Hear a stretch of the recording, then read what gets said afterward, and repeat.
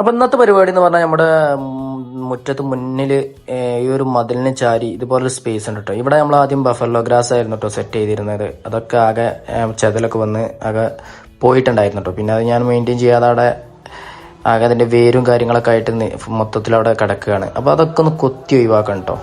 കൊത്തി ഒഴിവാക്കിയിട്ട് നമ്മൾ ഇവിടെ പേൾ ഗ്രാസ് ആണ് സെറ്റ് ചെയ്യാൻ ഉദ്ദേശിക്കുന്നത് കേട്ടോ. അപ്പം ബഫല്ലോ ഗ്രാസിനെ അപേക്ഷിച്ച് പേൾ ഗ്രാസ് ഒരുപാട് മെയിൻ്റെനൻസ് കുറേ കമ്മിയാണെന്ന് പറഞ്ഞ് കേട്ടിട്ടുണ്ട് കേട്ടോ. അപ്പോൾ നമ്മളത് ഈ ഒരു ബഫല്ലോ ഗ്രാസ് മൊത്തത്തിൽ അതിൻ്റെ വേരടക്കി കൊത്തി അവിടുന്ന് ഒഴിവാക്കി എടുക്കുക കേട്ടോ. എന്നിട്ട് നമുക്ക് ഒന്ന് പേൾ ഗ്രാസ് വെച്ചിട്ടൊന്ന് ഉഷാറാക്കി എടുക്കണം ഈ ഒരു ഭാഗം. അപ്പോൾ ആദ്യം നല്ല രീതിയിൽ അതിൻ്റെ അടിക്ക് നല്ല വേര് ബഫല്ലോ ഗ്രാസിൻ്റെ വേരുകൾ അടിയിലേക്കൊക്കെ ഉണ്ട് കേട്ടോ. അപ്പോൾ ചെറിയൊരു വേരുണ്ടായാൽ ചിലപ്പോൾ അതിങ്ങനെ അതിൻ്റെ മറ്റേൻ്റെ ഇടയിൽ കൂടെ കളായിട്ട് വരാൻ സാധ്യതയുണ്ട്. അപ്പം മൊത്തത്തിൽ കൊത്തി ഒഴിവാക്കി എടുക്കട്ടോ. മണ്ണ് തന്നെ അവിടുന്ന് കുറേ മണ്ണ് ഒഴിവാക്കിയിട്ട് പുതിയ മണ്ണൊക്കെ